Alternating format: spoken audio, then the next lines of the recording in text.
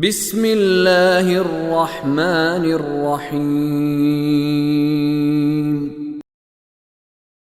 هل أتاك حديث موسى إذ ناداه ربه بالواد المقدس طوى اذهب إلى فرعون إنه طغى فقل هل لك إلى أن تزكى وأهديك إلى ربك فتخشى.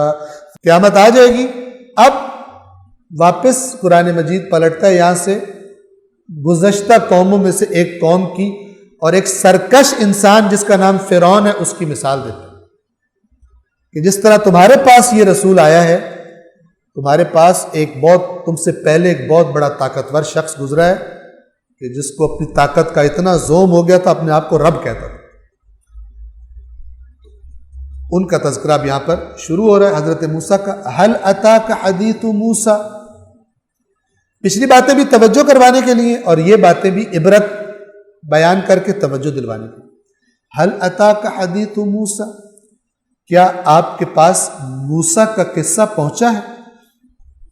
اذ ناداہ ربہ بالواد المقدس طویٰ، جب ان کے رب نے انہیں طویٰ نام ہے اس وادی کا، طویٰ کی مقدس وادی میں انہیں پکارا تھا.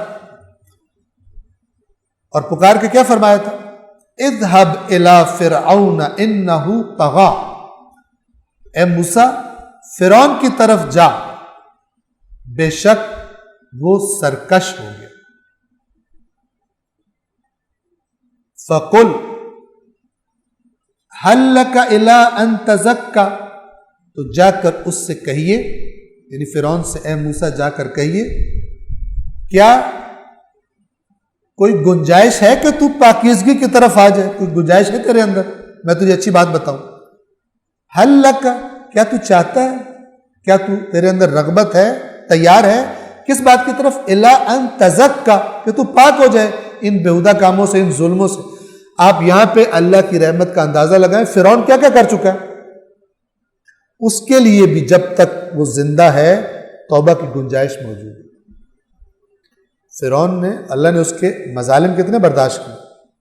یہ الگ بات ہے کہ جب ظلم حد سے گزر جاتا ہے تو خدا چانس دیتا ہے، وہ چانس اویل نہیں کرتا، اندر اس کا خراب ہو چکا. جیسے بعض اوقات یعنی انسان کو بجلی کے جھٹکے بھی دو پھر بھی اس کا دل رسپونڈ نہیں کرتا، ایسی سٹیج میں جا چکا ہو، اتنا زیادہ خراب ہو چکا ہو. لیکن قرآن بتا رہا ہے کہ فرعون کے لیے بھی آپ نے فرعون سے جا کر کیا کہنا، یہ نہیں کہ ڈائریکٹ اس پر عذاب آ جائے گا، بلکہ آپ نے اس کو چانس دینا، کہنا میں تجھے بتاتا ہوں، اللہ کا پیغام دیتا ہوں، اگر تو تیار ہے تو پاکیزگی کی طرف آنے کے تیرا بھی راستہ کھلا ہوا. روایات میں ملتا ہے کہ کسی نے امام زین العابدین علیہ السلام سے سوال پوچھا تھا کہ اگر قاتل امام حسین علیہ السلام اگر توبہ کرے توبہ قبول ہو جائے گی؟ امام نے فرمایا تھا ہو جائے گی، لیکن اس کو توفیق نہیں ملی.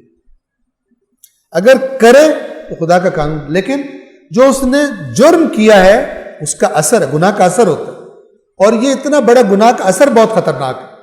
بعض دفعہ کو پتہ ہے کوئی انسان اگر زہر کھائے فوراً مر جاتا ہے، اس کے بدن کا نظام سارا خراب ہو جاتا ہے. تو گناہ بھی چھوٹے بھی ہوتے ہیں، بڑے بعض گناہ ایسے ہوتے ہیں جیسے قرآن نے فرمایا اگر یہ کرو گے، مثلا رسول کے آگے بے ادبی کرو گے، حبطت ان تحبط اعمالکم وانتم لا تشعرون، یہ اتنا بڑا جرم ہے کہ تمہارے سارے اعمال پچھلے بھی حبط ہو جائیں گے، تمہیں شعور بھی پتہ بھی نہیں چلے گا. بعض گناہوں کی شدت بہت زیادہ ہوتی ہے. قتل امام حسین بہت بڑا، تصور کرنا مشکل ہے، اتنا بڑا جرم ہے. فرمایا اگر کرے تو ہو جائے گی، لیکن اس کو توفیق نہیں ملے گی. توفیق نہیں ملے کیا مطلب؟ اس نے اپنا اندر اس کام سے متاثر اتنا کر لیا، خراب اتنا کر لیا. پس فرعون کے پاس جائیں، وہ سرکش ہو گیا. فقل، تو کہیں حل لک الی ان تزکا، کیا تو پاکیزگی اختیار کرنے کے لیے آمادہ ہے، تیار ہے؟ واہدیک، اور یہ کہ میں تیری رہنمائی کروں، الی ربک، تیرے رب کی طرف، فتخشا، اور تو ڈر جائے. یہ ایک لفظ ہے تخشا جسے خشیت کہتے ہیں، اس کا ترجمہ بھی خوف اور ڈر کیا جاتا ہے اردو میں، اور ایک لفظ خود خوف عربی زبان کا. اس خوف میں اور خشیت والے خوف میں فرق. خشیت کا خاص خوف ہے جو کسی چیز کی عظمت کی وجہ سے انسان کے دل پہ ہیبت طاری ہوتی ہے. اس کی عظمت کی معرفت جاننے کے بعد جو ہیبت طاری ہوتی ہے اس خوف کو خشیت کہتے ہیں.